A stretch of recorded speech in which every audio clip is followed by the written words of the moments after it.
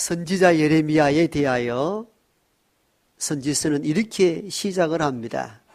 베냐민 땅 아나돗 제사장들 중 hil기야의 아들 예레미야의 말이니라. 예레미야 1장 1절의 말씀입니다. 유대 사회에서는 어떤 사람을 소개할 때에 아무리 뛰어나고 유능한 인물이라 할지라도 그 한 사람 이야기로 시작하지 않습니다. 소개하려는 사람의 몇 대 조상들까지의 이름을 쭉 족보로 이야기합니다. 이게 유대 사회의 관습입니다. 그렇게 하는 데는 이유가 있습니다. 이 사람이 신뢰할 만한 사람이라는 사실들을 누구를 통하여 보증하는가 하면은 역대의 조상들의 이름을 통하여서 신뢰감을 가지도록 하는 것입니다. 예레미야가 하나님의 말씀을 받은 선지자인데 그냥 예레미야 하면 어떻습니까? 그가 하나님의 선지자로서 하나님 말씀 전하면 되는 것이지. 몇 대 누구 후손 뭐 그게 그리 중요합니까? 그렇게 오늘의 식으로 질문할 수 있습니다마는 유대 사회에서 한 사람이 신뢰를 얻고 말할 수 있는 근거를 찾으려면은 그 사람의 조상들의 이야기를 꼭 해야만 했습니다.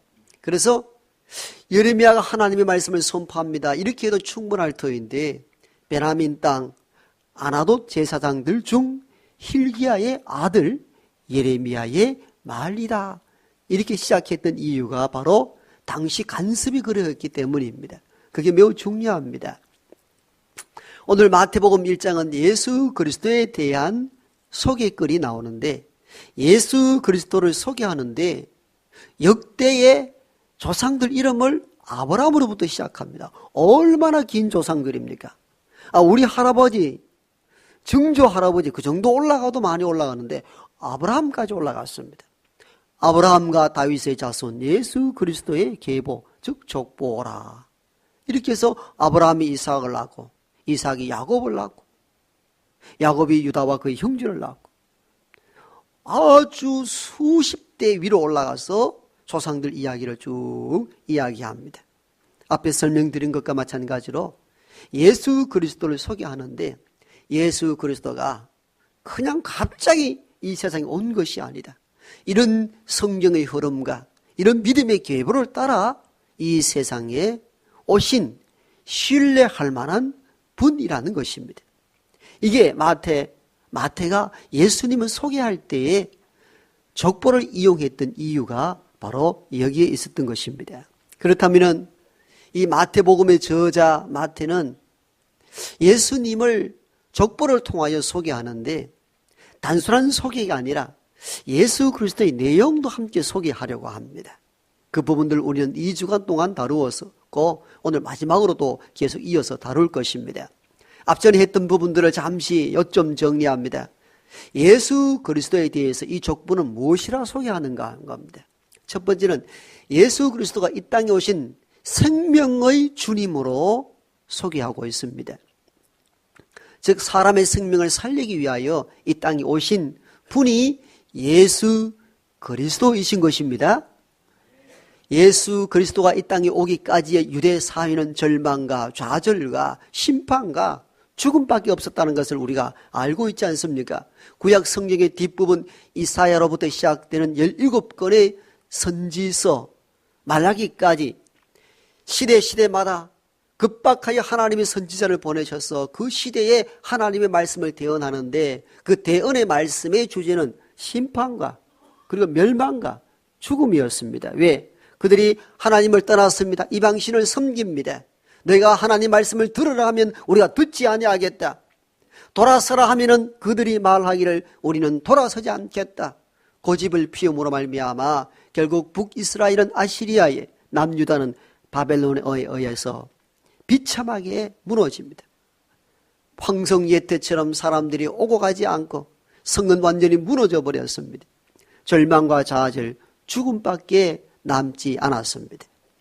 그런데 신약 성경 마태복음 1장에 보면은 아브라함이 이삭을 낳고 이삭이 야곱을 낳고 야곱이 누구를 낳고 여러분 몇 번이나 이걸 강조했잖아요. 구약 성경의 모든 마지막 부분들은 죽고 또 죽고 절망과 좌절의 어두운 그림자가 드리워질 때에 마태복음 1장 족보에서는 낳고 여러분 우리에게는 지루한 일들이라 그랬습니다. 의미 없는 족보 같아 보인다 그랬습니다. 그러나 죽고 죽음의 연속상에 놓여있던 유대 사회에서는 낳고는 새로운 이미지로 다가오는 것이죠. 절망과 좌절과 죽음에서 희망과 새로운 미래의 희망적인 것들로 되새김되는 것이죠. 여러분 오늘 시골 마을에 다 어르신들만 계셔서 한 해 다 돌아가는데 어느 순간 젊은이들이 오더니 애를 낳고 여러분 동네의 기운이 달라지는 것이죠. 동네의 미래가 달라지는 것이죠. 낳고는 우리에게 의미 없어 보입니다만은 피폐된 농촌 사회에서 어느 집 가정에 며느리가 들어왔는데 애를 낳고 또 낳았단다. 이건 그냥 메시지가 아니에요. 그 동네에 미래가 있다는 것을 의미합니다. 그래서 족보에 낳고 그냥 족보 이름 누구 이름만 쭉 기록해도 되는데 누구는 누구를 낳고 이 단어를 왜 계속하여 반복하는가? 그건 바로 죽음과 좌절과 어둠 가운데서 미래의 희망이요 생명으로 전환된다는 것입니다. 생명의 전환이 어디에 있느냐? 궁극적으로 마지막 기록된 예수 그리스도에 의해서 시작이 되고 완성이 된다는 것입니다. 여러분 대림절 예수님이 이 땅에 오심을 다시 바라고 소망하는 저와 여러분들은 주님이 누구이신가에 대한 분명한 자기 고백으로 주님의 오심을 기다릴 줄 알아야 됩니다. 주님은 생명의 주로 이 땅에 다시 오실 생명의 주님이십니다. 바울이 빌립보에서 복음을 전하다가 문화를 이상하게 만든다는 이상한 법을 그에게 적용하여 바울을 감옥에 집어넣었습니다. 바울은 낙심치 않았습니다. 밤새 찬송하고 기도하였더니 지진이 일어나서 옥문이 열렸습니다. 모든 죄수들이 다 도망갈 수 있는 기회를 얻었습니다. 그때에 죄수를 잃어버리면은 간수가 책임을 져야 했습니다. 그러니까 죄수가 다 도망을 가버렸으니까 간수가 감옥을 지키는 간수가 살아남을 길이 없습니다. 스스로 자결하려 했다. 그렇게 기록되어 있습니다. 스스로 자결하려 할 때에 바울이 간수야 우리를 주목하여 보라. 우리가 도망가지 않았다. 여기 있다. 그리고서 이어서 이렇게 말씀을 선포합니다. 주 예수를 믿으라. 그리하면 너와 너의 집이 구원을 얻으리라. 이 말씀을 감동에 받은 간수가 바울을 자기 집으로 모시고 가서 온 가족과 함께 세례를 받고 예수를 믿어 구원에 이르렀다는 장면들이 사도행전에 기록되어 있잖아요. 여러분 보십시오. 주 예수 그리스도의 이름을 선포했더니 스스로 죽으려고 했던 그 간수와 온 가족들이 다시 생명을 얻게 되었습니다. 예수님은 생명의 주님이십니다. 생명의 주님으로 이 땅에 오셨습니다. 우리는 이 대림지를 통하여 이 사실을 잊어서는 안 됩니다. 두 번째는 이 족보는 예수님에 대해 뭘 소개합니까? 예수가 이 땅에 오시는 참 왕이심을 소개한다 그랬죠. 아브라함과 다윗의 자손 예수 그리스도의 세계라. 아브라함은 믿음의 첫 시작이니까 아브라함이 족보에 먼저 이름이 기록된 것은 맞습니다. 그런데 왜 갑자기 다윗 왕입니까? 다윗은 훨씬 후대에 나타난 인물인데 왜 아브라함과 동등선에서 아브라함과 다윗을 이야기합니까? 유대인들 마음 속에는 어떤 마음이 있습니까? 지금은 절망과 지금은 나라가 무너졌지만 또 한때 다윗 왕조 시대 때 가장 화려한 시대를 꿈꾸고 있었던 것입니다. 그래서 그들은 믿음의 조상 아브라함과 그리고 새롭게 회복될 나라 다윗 왕조를 꿈꾸고 있었던 것입니다. 마태복음 저자 마태는 이걸 알았습니다. 그래서 아브라함 이야기를 먼저 하고 다음에 다윗 왕을 이야기한 것입니다. 다윗 왕조 때처럼 이 나라를 회복할 참 왕이 오시는데 그가 예수 그리스도라는 것입니다. 참 왕이 오심으로 이 나라를 새롭게 회복하실 것이라는 것입니다. 참왕 예수 그리스도가 이 땅에 오심으로 우리를 다스릴 것이며 천국으로 우리를 인도해 갈 것이라는 것입니다. 이 족보는 무의미한 지루한 사람들의 이름에 대한 반복된 나열이 아니라 이 족보를 통하여서 마지막 오신 그 예수 그리스도가 우리를 다스리고 인도하실 만왕의 왕이라는 사실. 오늘을 살아가는 저와 여러분들도 예수 그리스도가 우리를 구원하고 우리를 다스릴 왕으로서의 신앙 고백할 수 있는 저와 여러분 되길 바랍니다. 이어서 세 번째로 이 족보는 예수님에 대하여 뭘 소개하는가 하면요, 예수님은 역사 한복판으로 구체적으로 오신 하나님의 아들 되신다는 사실을 소개합니다. 여러분, 예수 그리스도가 마리아의 몸을 통하여 이 땅에 오셨다는 이 사실은 뭘 말합니까? 인간의 세상, 즉 인간 속으로, 세상 속으로 구체적으로 왔다는 것을 이야기하는 겁니다. 당시 유대인들은 하나님에 대해서 어떻게 생각했겠습니까? 하나님은 이 땅에 존재하는 분이 아니고 저 높고 높은 하늘에 계신 존재. 그것도 맞습니다. 하늘에 계신다는 이 의미는 공간적으로 하늘이라는 공간에 계신다는 이 의미가 아니라 땅에 있는 우리와 형격한 차이가 있는 높으신 하나님을 이끌을 때에 쓰는 용법입니다. 그래서 우리가 하늘에 계신 아버지 이렇게 주기도문으로 시작하는 이 의미는 인간의 사회와 땅과 엄격한 구분 지어줄 수 있는 높고 높으신 하나님을 고백하는 의미입니다. 이렇게 그래서 추하고 참 더러운 이 땅에는 존재하지 아니하는 거룩하신 하나님으로만 인식했습니다. 그러다 보니까 공허합니다. 그렇죠. 저 하늘 높이만 존재한다고 하니까 얼마나 공허합니까? 그 유대인들에게 있어서는 자기들은 역사 한가운데 어떻습니까? 나라 잃어버렸습니다. 절망과 좌절밖에 없습니다. 죽음이 도래합니다. 이 땅은 정말 죽을 수밖에 없는 현장입니다. 그러니까 그들은 항상 위에 하나님만 늘 바라보는 거예요. 이러한 인간의 인식이 중세교회사에서도 나타납니다. 중세교회, 여러분 교회 예배 양식 보십시오. 첨탑 높이 올려진 뾰족한 탑 위에 십자가를 세우게 되었죠. 왜 높이 첨탑을 올렸습니까? 하나님을 가까이 하고자 하는 인간의 희망이 건축 양식으로 투영된 것이죠. 여러분, 건축 설계사들은 그냥 편리한 목적에서도 설계를 하지만도 건물을 설계할 때는 어떻습니까? 그 주인과 설계사의 정신세계가 이 건물 양식이 표현되잖아요.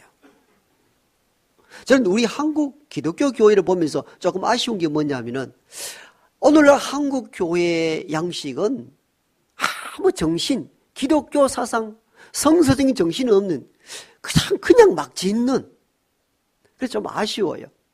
좀 부러운 것은 가톨릭 교회를 보면은 좀 부럽다는 생각이 들어요.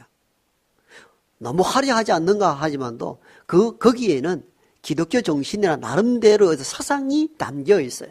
딱 건물을 보면 느낌이 오잖아요. 그죠? 여러분 유럽에 다녀보시면은 중세 때 지은 교회를 보십시오. 물론 그 교회들이 면제부 판매한 인거 잘못되었지만도 인간의 어떤 정신이나 기독교 사상이 이게 내재되어 있어요. 그 속에. 그 높은 첨탑은 뭘 말합니까? 신을 가까이 하고자 하는 인간의 열망이 표현된 양식들입니다. 그리고 중세 교회나 수도원 보십시오. 아주 높은 산이나 바위 틈 위에 사원을 올려 지었어요. 왜? 어떻게 하면 높이 계신 하나님을 만날 수 있을까에 대한 열망의 표현들입니다. 자, 이렇게 중세 때까지 모든 사람들의 하나님이 존재하는 것을 저 높은 곳으로 인식을 하고 살았어요. 그런데 마태복음 족보에 보면은 하나님의 아들 예수 그리스도가 마리아 몸을 통하여 이 땅에 왔다는 겁니다. 이걸 뭘 말합니까? 높이 계신 하나님의 보호자를 버리고 인간의 역사 한가운데로 뚫고 들어왔다는 것을 말하고자 하는 거예요. 그런데 우리는 여기에 대한 해석을 어떻게 따져 묻는가 하면은 마리아가 남자와 관계하지 않고 어떻게 잉태할 수 있느냐는 겁니다. 여기에 대한 해석 접근법을 항상 우리는 생물학적인 과학적 접근으로 이게 어떻게 가능합니까? 이렇게 질문한다는 거예요. 그렇게 질문하니까 질문이 궁색해질 수밖에 없고 답변이 궁색해질 수밖에 없어요. 그래서 어떤 신학자는 이렇게 이 이야기를 끄집어냅니다. 여러분, 하나님의 아들이 마리아의 몸을 통하여 이 땅에 왔다는 사실들을 생물학적, 과학적으로만 질문하지 말고 어떻게 하나님은 하나님의 자리를 버리고 인간의 역사 한가운데로 오셨을까를 질문해 보라는 것입니다. 그럴 때 전혀 다르게 해석될 수 있고 전혀 다른 세상이 펼쳐질 수 있다는 것입니다. 우리의 질문은 항상 그랬습니다. 과학적이고 생물학적인 접근법으로 질문했습니다. 어떻게 남자를 상대하지 않고 아이를 가질 수 있습니까? 이게 가능합니까?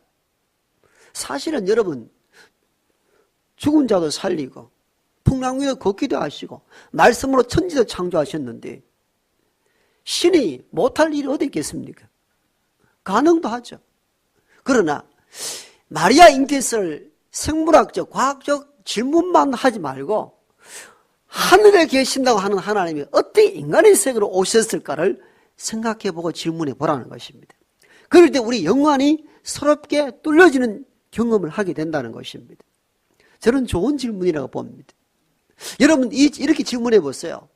어떻게 하늘나라에만 계신 하나님이 인간 세계로 오셨을까? 사실 이걸 생각하면 놀라운 거예요. 놀라운 거예요. 여러분 오늘 우리의 일로 생각해 보세요. 항상 높은 직위에만 있던 분들이 어느 날 그 직위를 다 버리고 평민의 복장으로 이 세상에 왔다고 생각해 보세요. 우리는 그를 박수치고 환영할 것입니다.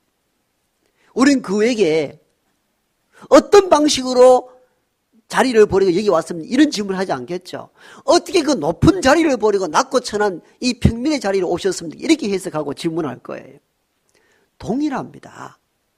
생물학적으로 과학적으로 이게 어떻게 가능합니까? 이 질문을 하기 전에 신이신 하나님이 높은 보호자를 버리고 어떻게 낮고 천한 인간의 세계로 오신 것입니까? 이렇게 질문하면 놀라운 것이죠. 하나님의 아들 예수 그리스도가 마리아의 몸을 통하여 이 땅에 왔다는 것을 뭘 말하는가 하면은 하나님의 보호자를 버리고 낮고 천한 인간의 역사 한가운데로 하나님의 아들이 오셨다는 것입니다. 이게 놀라운 사건이라 그 말이에요. 그래서 족보 가운데에 예수 그리스도가 이렇게 태어났다고 소개하는 이면 속에는 이 족보는 뭡니까? 실체적인 역사잖아요. 그 역사의 한 끝자락에 예수 그리스도가 왔다는 이 의미를 기록한 가장 큰 의도가 뭐냐? 하나님이 역사의 한가운데 뚫고 여기 왔다는 것입니다. 감동이 안 됩니까? 다시 설명을 해볼까요? 유대인들은 지금 나라를 잃어버렸습니다. 절망 가운데 빠져 삽니다. 그런데 그들이 믿는 하나님은 저 높은 곳에만 계신다 그 말이에요. 그 하나님이 절망과 좌절, 나라 잃어버린 이 역사의 한가운데로 뚫고 들어왔다는 것입니다. 즉 거기에 함께 한다는 겁니다.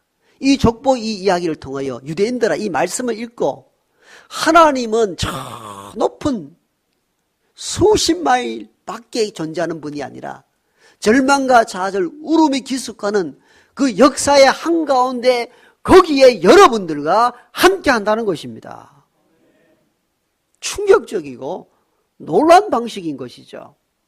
여러분 우리는 족보를 의미 없이 읽고 지루하게 읽었습니다마는 이 예수의 복음을 소개하려는 저자 마태는 놀라울 정도로 그 유대 사회에 충격을 안겨주기 위하여 족보로부터 예수님을 지금 소개하고 있는 거예요.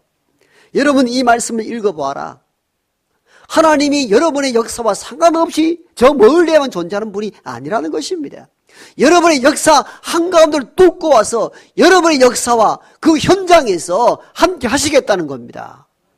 그게 어떻게 나타났는가? 하나님의 아들 예수 그리스도가 여러분 가운데 잉태된 그 사실 자체가 역사 한가운데 여러분과 함께 하시는 하나님의 은혜라는 것입니다. 우리가 대림절을 보내면서, 오늘 마지막 네 번째 대림절인데 마지막 보내면서 예수 그리스도가 이 땅에 왔다는 사실을 뭘 의미하는 걸 알아야 합니다. 예수 그리스도가 육의 몸으로 이 땅에 왔다는 이 의미는 하나님이 저 고귀한 높은 자리를 버리고 약하고 무능한 우리와 함께 하기 위하여 우리 속으로 찾아왔다는 것을 의미하는 것입니다. 그래서 우리는 눈에 보이지 아니하나 예수 그리스도의 사건을 통하여 뭘 분명히 알아야 되는가 하면, 하나님은 고난과 좌절, 죽음이 있는 그 현장, 거기에 우리와 함께 하시는 하나님입니다. 이걸 고백하고 살 줄 알아야 됩니다. 우리가 힘이 들고 낙심이 들 때 우리는 어떻게 질문합니까? 하나님 어디 계십니까? 내가 이렇게 아프고 내가 이렇게 절망스러운데 하나님 어디 계십니까? 왜 나와 함께 하시지 않습니까?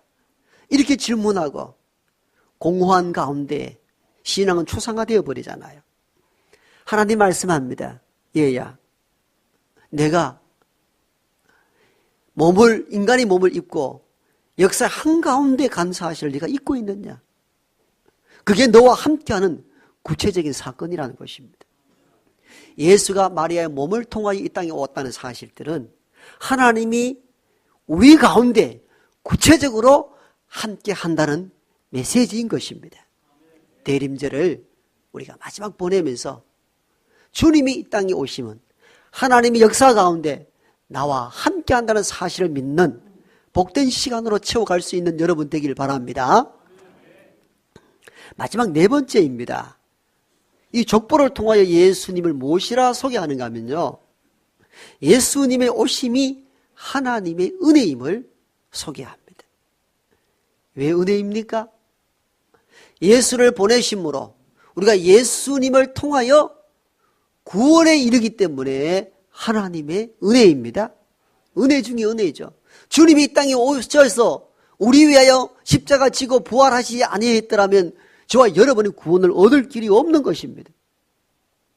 예수님을 믿음으로 우리가 구원에 이르니 은혜인 것이죠. 그분이 오셨다는 사실 자체가 은혜인 것입니다. 그런데 당시 유대인들은 율법을 준수하고 의를 지켜야 구원에 이르는 줄 알았습니다. 그러니까 철저하게 바리새인들은 율법 준수자들이었습니다. 그러다 보니까 자기 의의를 주장합니다. 은혜는 사라져버리고 없었습니다. 서서 기도하여 이르기를 나는 저 사람들과 다름에 감사합니다. 토색하고 도둑질하고 거짓말하는 저 사람들과 달라서 감사합니다. 나는 일주일에 2번 금식 기도해서 감사합니다. 10의 1조를 드리게 해서 감사합니다. 자기 의의와 자기 공로를 주장합니다. 그 속에는 은혜가 없었습니다. 그러면서 그들은 항상 우리는 아브라함의 혈통을 이어받은 믿음의 후손이라는 것이 자랑거리였습니다. 적보도 지금 그걸 이야기하는 거예요. 왜 아브라함 때부터 이야기를 쭉 해서 예수 그리스도에 그칩니까? 예수 그리스도도 믿음의 혈통을 따라 나온 후손이라는 것입니다. 그러므로 예수 그리스도를 그들이 거부하지 못하도록 족보를 통해 이야기하는 거예요. 그런데 여기에 이 족보에 혈통의 중요성을 이야기하는 것 같아 보이는데 마태는 다른 의도를 가지고 이 족보를 기록합니다. 즉 혈통을 중시하는 자들에게 예수 그리스도를 받아들이도록 족보를 이야기하는가 동시에 혈통의 중요성보다 더 중요한 것이 있다는 것을 족보 속에 감추어 놨습니다. 그게 뭐냐면 혈통보다 더 중요한 게 뭐냐? 은혜라는 것입니다. 은혜. 그 무슨 말입니까? 족보는 혈통 중심인데 전통 중심인데 무슨 은혜라는 말입니까? 여러분 이 족보를 보면 이상한 것이 있다는 것을 알게 되죠. 보통 족보는 여성 이름이 기록될 수가 없습니다. 어느 나라든지 여성 이름을 기록할 수가 없습니다. 특히 유대인 사회에서는 여성은 존재 가치가 없었습니다. 오병이어 기적할 때 여러분 거기서 먹었다는 사람의 수는 5,000명은 누굽니까? 남자 장정만입니다. 거기 어린애 없었습니까? 있었습니다. 여성 없었습니까? 있었습니다. 어린아이와 여성은 인격적 전조로 포함할 수 없었습니다. 그 말은 숫자에도 포함되지 아니하는 미미한 존재 자체가 없었습니다. 여러분, 출애굽할 때 이스라엘 60만 나올 때 60만의 숫자가 누굽니까? 남자 장정만 말하는 거예요.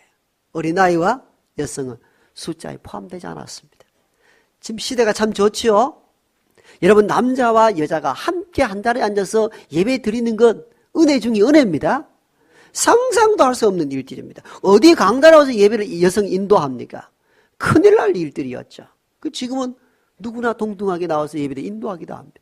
좋은 세상에 사는데 신약 시대의 전반부까지만 하더라도 어림없는 일들이 여성들이 존재 가치가 없었다는 것을 성경은 말하는데, 그런데 이 족보에 여성 이름이 나옵니다. 다말 여성입니다. 그 다음 누굽니까? 룻. 그 다음 또 누가 있습니까? 라합. 또 우리아의 아내 바세바요. 여성의 이름이, 마리아는 빼고라도 여성의 이름이 나온다는 거예요. 이게 참 충격적이고 놀랍습니다. 족보에 여성 이름을 기록할 수 없는데 여성 이름을 어듯이 기록했습니다. 그러면은 이렇게 접근해 봅시다. 이 여성들이 참 남성 이상은 대단한 분들이었다. 그렇다면은 이야기할 필요성이 있겠죠. 우리나라 식으로 표현하면 유관순쯤 된다 이렇게 하면은 좀 올려도 사람들이 여성 이름은 족보에 올라가지 않지만도 워낙 민족적으로 중요한 인물이니까 유관순 이름 올려도 우리가 수용할 겁니다. 그런데 여기에 오른 여성 이름도 신기하지만도 이 이름들이 다 하자가 있는 사람들이라는 거예요. 다말 누굽니까? 남편은 죽었습니다. 유대 사회에서는 형사수치입니다. 형이 죽으면은 형수를 내가 취하여 형의 대를 이어가야 됩니다. 근데 남편 죽었는데 둘째와 또 결혼했는데 둘째도 죽어버렸어. 그리고 시아버지가 보니까 이거 막내까지 줬다가 죽어버리면 대가 끊긴다 싶어가 막내를 안 줬습니다. 약속은 했는데. 이렇게 해서 이 며느리 다말이 기생으로 변장을 해가지고 시아버지와 관계를 해가지고 후손을 낳습니다. 여러분, 이게 성경에 기록된 내용입니다. 일반 소설에, 일반 드라마에서 이거 나왔다면은 박살이 났을 거예요. 정부 욕하고 막 방송국 저거 큰일 났다고 야안 났을 거예요. 이 시아버지와 며느리의 사건이 성경에 기록된 것도 놀라운 일인데 정말 감추어야 될 이 사건을 여기 드러낸단 말이에요. 여러분 너무 충격적이잖아요. 그냥 유다가 뭐 누굴 낳았다 이러면 되잖아요. 유다가 다말렉에서 베레스와 세라를 낳았다가 해야 될 이유가 있습니까, 여러분들? 그걸 감추어야 되죠. 감추어야 되죠. 얼마나 부끄러운 일인데 그걸 왜 성경이 드러냅니까? 다말 이름이 기록되어 있잖아요. 라합이 누굽니까? 여리고 성의 기생이잖아요. 기생. 그게 성경이 기록되어 있어요. 룻은 시어머니를 잘 모셨지만 또 하자가 하나 있어요.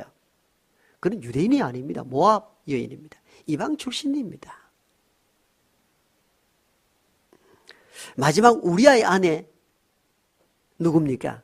다윗이 신하를 전쟁터에 내보내어 살인교사하고 그 아내를 빼앗아오죠. 이게 바세바입니다. 불륜의 대명사 우리 아내입니다. 여러분, 마태는 집요할 정도로 유대인 사회를 향하여 여러분들 혈통, 믿음의 후손이라고요? 우리가 아브라함의 줄기를 가지고 굉장한 후손이라고요? 웃기는 소리 하지 말라는 겁니다. 웃기는 소리 하지 마라. 너희 조상들 이름 한번 대볼까? 다말, 너 이전에 할머니 맞지? 라합, 그도 너 할머니 조상이지. 룻, 우리의 아내 바세바. 웃기지 마라.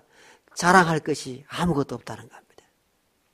혈통을 이야기하는 것 같아 보이는데 마태는 의도적으로 이 여성들의 이름을 쫙 올림으로 말미암아 유대인들아 까부지 마라. 혈통적으로 자랑할 거리가 아무것도 없다. 너희 됨은 전적인 하나님의 은혜라는 것입니다. 이 족보의 마지막 특수성은 이 부분입니다. 실로 충격적입니다. 그들은 항상 그렇게 떠들었습니다. 그리고 자랑스럽게 얘기했습니다. 우리가 아브라함의 후예라고, 선민들이라고, 이런 엄청난 가문의 후손들이라고. 마태는 족보를 보여주면서 웃기는 소리 하지 마라. 너희가 족보적으로 정통성을 이야기하고 괜찮은 가정이라 말할 수 있는 자격이 아무것도 없다는 겁니다. 너희가 너희 됨은 전적인 하나님의 은혜라는 것입니다. 예수 그리스도가 이렇게 해서 왔다는 이 사실 자체는 은혜의 사건으로 보고 읽을 줄 알라는 것입니다. 어떻게 남자를 알지 못하는 마리아가 잉태한 게 그게 정상이냐라고 의심을 품는 그들에게 폭탄을 터뜨린 것이죠.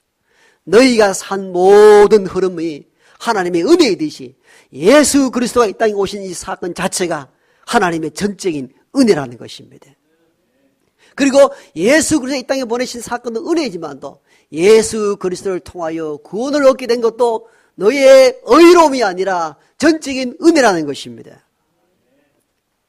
대림절을 마지막 보내면서 우리는 이 마지막 이 주제를 놓쳐서는 안 됩니다. 오늘 저와 여러분들이 여기 존재하는 것 하나님의 전적 은혜입니다. 예수 그리스도를 이 땅에 보내시고 역사의 한가운데 보내셔서 그로 통하여 구원을 우리가 얻게 하였으니까 하나님의 은혜인 것이죠. 그래서 에베소서 2장 8절에서는 말씀합니다. 너희가 그 은혜로 인하여 믿음으로 구원을 얻었으니 이것이 너희에게서 난 것이 아니요 하나님의 은혜라. 행위에서 난 것이 아니니 이는 누구도 자기를 자랑치 못하게 하려 함이라. 아멘. 정확한 복음을 지금 선포한 거예요. 그러므로 우리가 마지막 대림절을 보내면서 주님의 오심이 하나님의 전적인 은혜였구나. 내가 열심히 했다고 이루어진 의나 구원이 아니라 허물 많고 정말 한꺼풀 뒤집어서 내놓으면은 자랑할 거리가 아무것도 없는 나를 위하여 하나님의 아들을 이 땅에 보내심으로 나를 하나님 백성 삼으셨구나. 그 은혜를 기억하는 이 주간이 되기를 소망합니다.